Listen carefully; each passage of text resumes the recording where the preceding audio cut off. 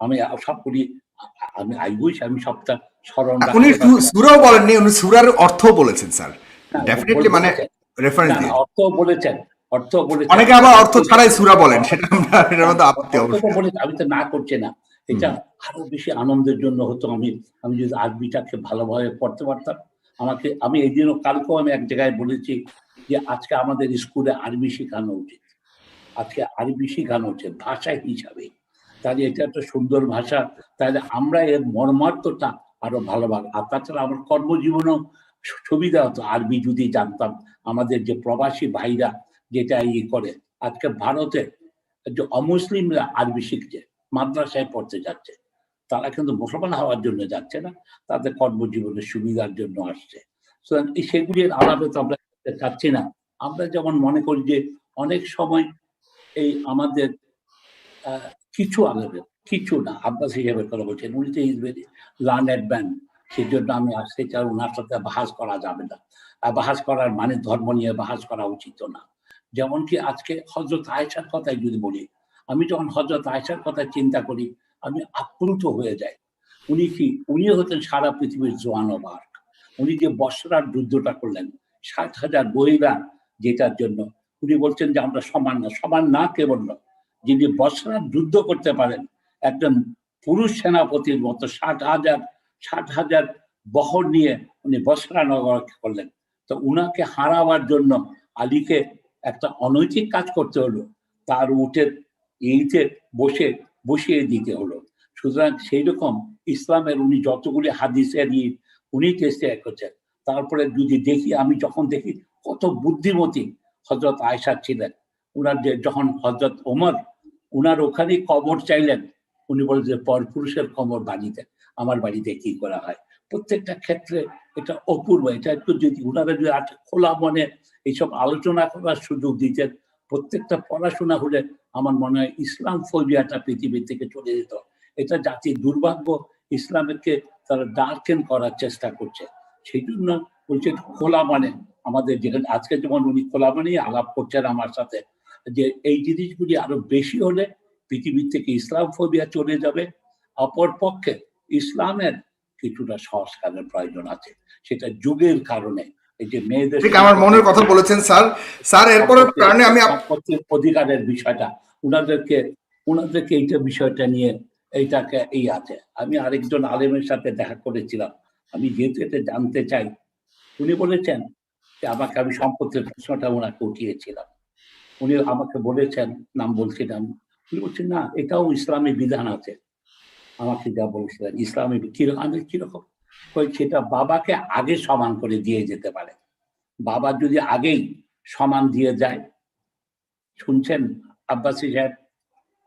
জি sir শুনছে sir. আমি যে বলছি, উনি আমাকে বলেছিলেন যে ইসলামী শরীয়তে আমার মেয়েটা একবার পাবে, ছেলেটা দুবার। ইনফ্যাক্ট আমার একটা ছেলে একটা মেয়ে আছে। অবশ্য আমার কোনো সম্পত্তি নেই, কারণ আই এম সোশ্যালিস্ট। আমি কোনো সম্পত্তিতে বিশ্বাস করি না, আমার নেই। কিন্তু এইখানে আপনার সম্পত্তি নাই মানে স্যার, আপনার তো গণস্বাস্থ্য কেন্দ্র থেকে শুরু করে অনেক সম্পদ। আমার সম্পত্তি নাই, এটা একটা ওয়াকফ সম্পত্তি। আমি তার একজন ট্রাস্টি। আমার কোনো ঢাকা শহরে বাড়িঘর নেই, আপনার বিলাতে নেই, আমি কখনো বাড়িঘর করিনি, জায়গা কিনিনি, কিছুই নেই। কিছু হয়তো আপনার কিছুই নাই? না, আপনি বর্তমান থাকছেন যেখানে। আমার শাশুড়ির, আমি ঘর জামাই, আমি শাশুড়ির বাড়িতে থাকি, তাদের দয়াতে থাকি, তাদের দেখাশোনা, তাদের দয়াতে। তাহলে আপনি সঠিক পথে আছেন স্যার। আমরা তাহলে অনেকগুলি প্রসঙ্গ আসবে আজকে, আসলে আমি খুব শর্ট করে আমি শেষ করি সাগর। তা উনি আমাকে বললেন যে আমাদের ইসলামিক এইতে মেয়েটা একটা পাবে, ছেলেটা দুটা পাবে, কিন্তু আপনি ইচ্ছা করলে এটা শরীয়ত বিধান মোতাবেক হবে। বাবা তার জীবিতকালে ইচ্ছা করলে দুজনকে সমান ভাগে দিয়ে যেতে পারেন। এইটাই আমার মনে, এইটাই হয়তো ইসলামের যদি এটা থাকে। উনি আমাকে এটা বলেছেন, এক আলেম, ওনার মতোই আলেম, এইটাতে আমি এটা খুব ভালো মতো এটা বলেন না কেন। এই যে ইসলামের বিরুদ্ধে যে নানা রকম অপপ্রচেষ্টা আছে, এইটার যদি উত্তরটা জানানো হয়, এটাকে প্রহিবিট করে নেয় আছে। তো ওইটা যে কথাগুলি উনি বলেছেন এগুলি তো ঠিকই আছে। এই দিকের আর কি আমার মনে হয় আমাদেরও একটু সহনশীল হওয়ার প্রয়োজন আছে ধর্মের ব্যাপারে সহনশীল হওয়ার দেখাচ্ছে। আমাদের লোকজনকে ধর্মটাকে আরো ভালোভাবে শিক্ষাদান করার প্রয়োজন। অপরপক্ষে কাউমি মাদ্রাসা থেকে শুরু করে প্রত্যেকটাতে বিজ্ঞান পড়ানো উচিত, অঙ্ক করানো উচিত, ইংরেজি ভাষা।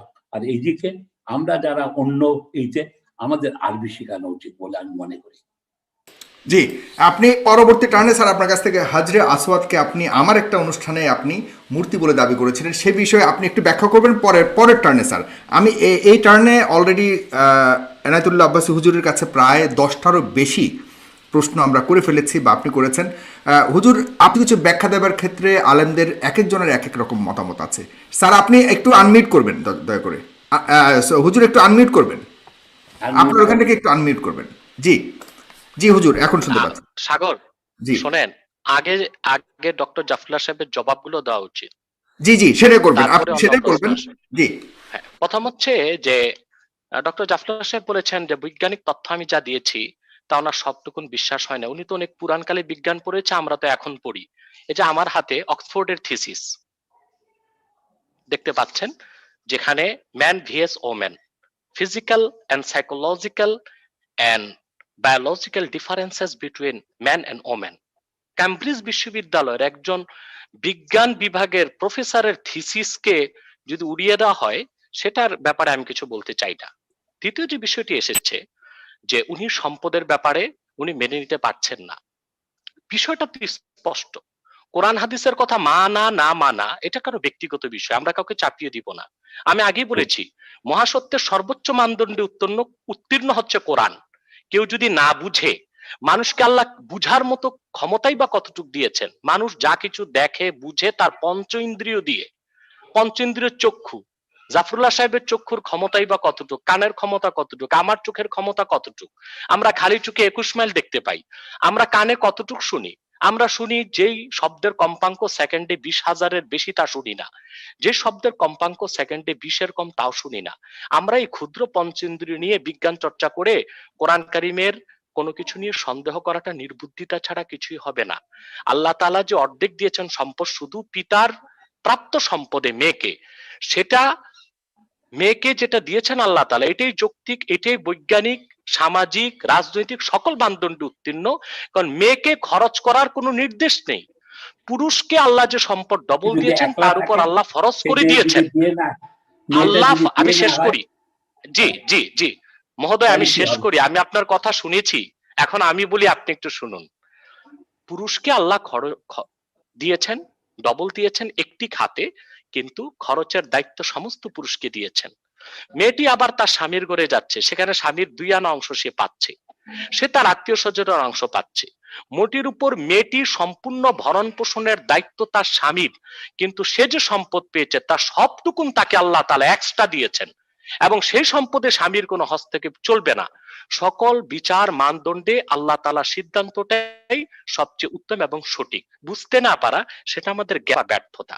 কয়েকটি প্রশ্ন তিনি করেছেন, সেটা হলো আমাদের হযরত জয়নবের যে বিষয়টি এসেছে। প্রথম প্রশ্ন হচ্ছে পর্দা নাজিল করেছেন সূরা আহজাবে।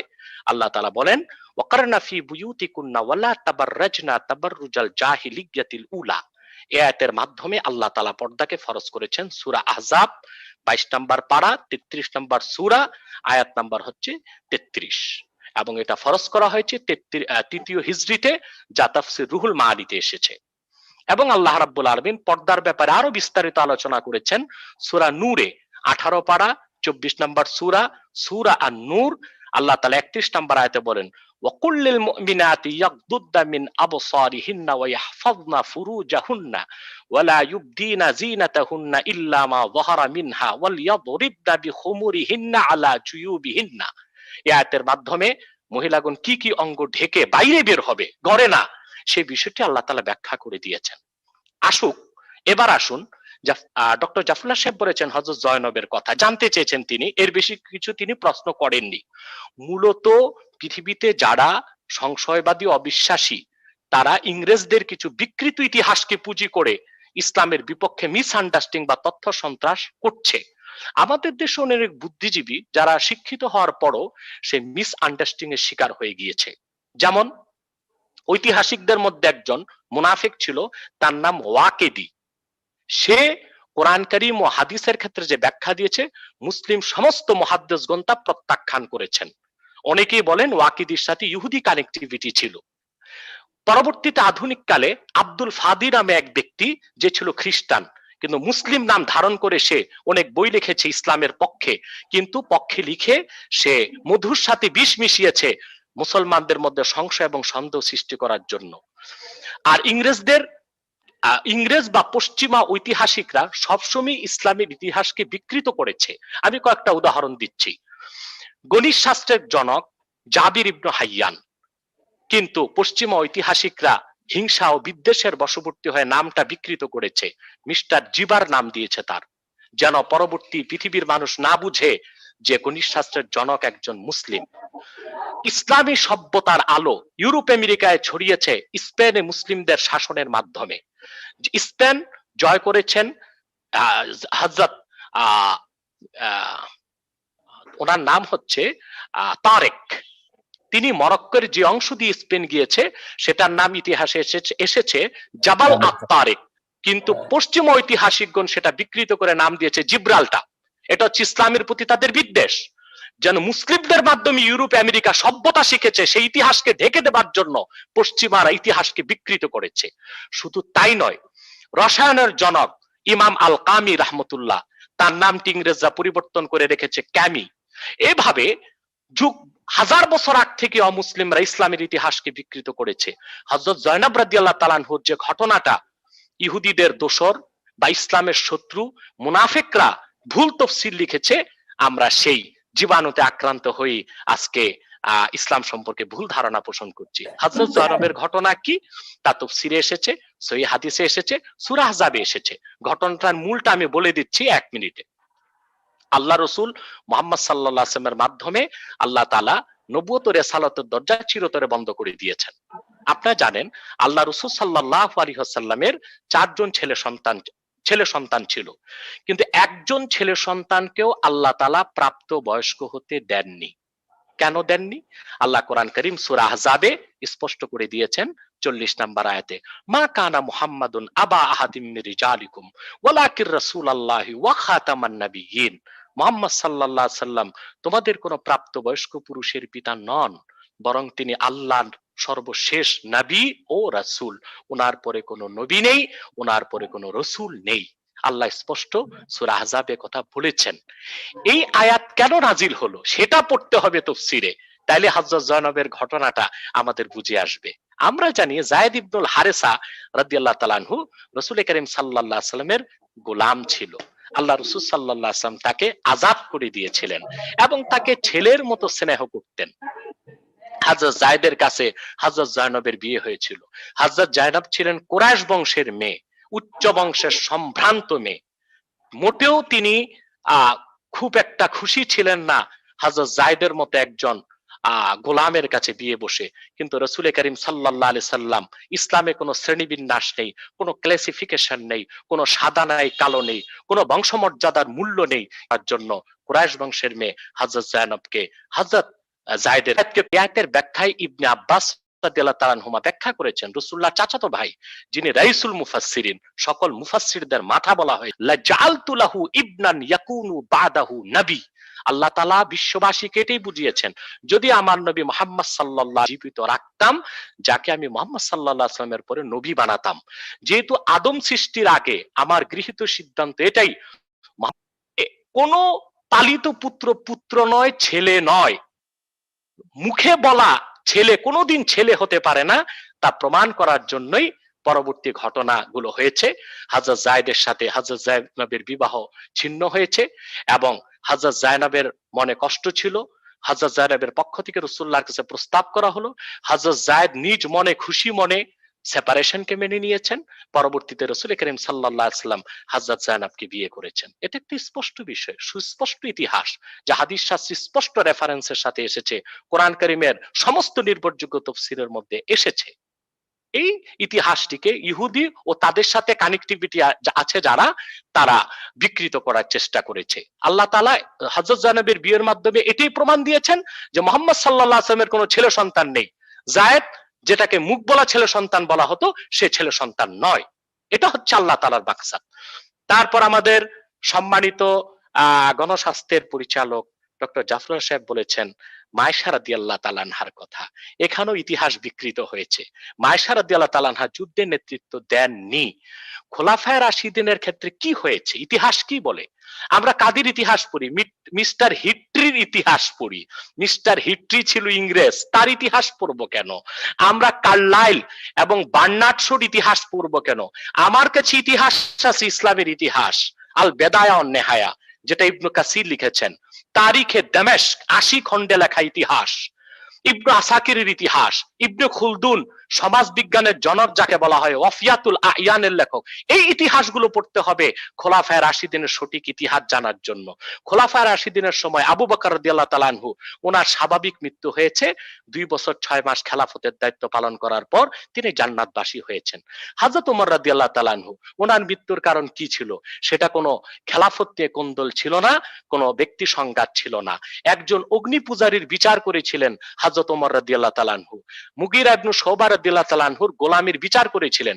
বিচারে হেরে যে অগ্নি পূজারী পারস্যবাসী, সে ফজর নামাজ পড়া অবস্থায় হযরত ওমরকে খঞ্জরের আঘাতে শহীদ করেছিল। সেটা খোলাফায়ে রাশিদিনের কোনো দ্বন্দ্ব ছিল না, খেলাফতের কোনো দ্বন্দ্ব ছিল না। হযরত ওমরকে হত্যাকারীকে ধরতে যে মসজিদ নববীতে 7 জন সাহাবী আততায়ীর হাতে নিহত হয়েছিল। পরবর্তীতে ক্ষমতায় খেলাফতের দায়িত্ব নিয়েছেন হযরত ওসমান রাদিয়াল্লাহু তাআলা আনহু। তিনি দায়িত্ব নেওয়ার পর হযরত ওমরের যুগে এক ইহুদি নেতা মুসলমান হয়েছিল, তার নাম হচ্ছে আব্দুল্লাহ বিন সাবা। মূলত সে ছিল মুনাফিক, অর্থাৎ বাহ্যিক মুসলমান হয়েছিল, মূলত সে মুসলিম হয়নি। পরবর্তীতে সিনাই উপত্যকা, মিশরের সিনাই উপত্যকাতে যে আব্দুল্লাহ বিন সাবা একটি ইহুদিদের নিয়ে দল গঠন করেছিল, যাকে ইতিহাসে বলা হয়েছে সাবাই চক্র। এই সাবাই চক্র মদিনা মুনাওয়ারাতে তাদের তৎকালীন বিভিন্ন গোয়েন্দা দালাল, তাদের দোসরদের মাধ্যমে হযরত ওসমান রাদিয়াল্লাহু তাআলা আনহুর বিরুদ্ধে একটি ভুল ধারণা আরবে সৃষ্টি করেছিল, বিশেষ করে আরবের মূল মদিনাতুল মুনাওয়ারাতে। তখন কিছু মুসলমান বিদ্রোহের কারণে হযরত ওসমান রাদিয়াল্লাহু তাআলা আনহুর বিরোধিতা করেছিল। হযরত ওসমান রাদিয়াল্লাহু তাআলা আনহুর বাড়ি 22 দিন ঘেরাও করে রাখা হয়েছিল। কি মুসলমানের কি দাবি ছিল? আব্দুল্লাহ বিন সাবা, ইহুদি সাবাই চক্র এটাই প্রচার করেছিল মুসলমানদের কাছে যে হযরত ওসমান রাদিয়াল্লাহু তাআলা আনহু সঠিকভাবে খেলাফতের দায়িত্ব পালন করছেন না। মুসলমানরা তখন জবাবদিহিতার জন্য হযরত ওসমানের অপসারণ চেয়েছিল, হযরত ওসমানকে অবরুদ্ধ করেছিল। হযরত আলী রাদিয়াল্লাহু তাআলা ওনার 2 সন্তান হাসান হোসেনকে তরবারি দিয়ে হযরত ওসমানের দরজায় দাঁড় করিয়ে দিয়েছিলেন, তোমাদের জীবন থাকতে যেন